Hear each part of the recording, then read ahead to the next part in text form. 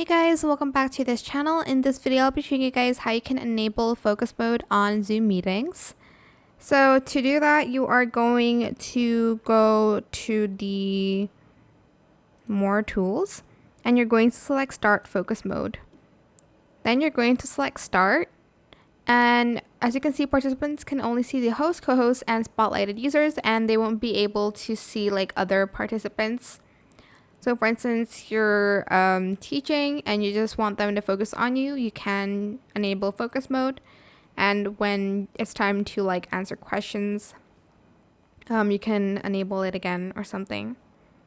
And that is pretty much how you can enable it. To stop focus mode, just select more again and select stop focus mode. I hope it was helpful for you guys. Don't forget to like, comment, share, and also subscribe to this channel if you haven't done that already. If you have any more questions about this video, just leave it in the comment section down below. I will try my best to answer them all for you guys. And if you found this video helpful, please click the thanks button as well. That is it for this video. Thank you so much for watching. Bye.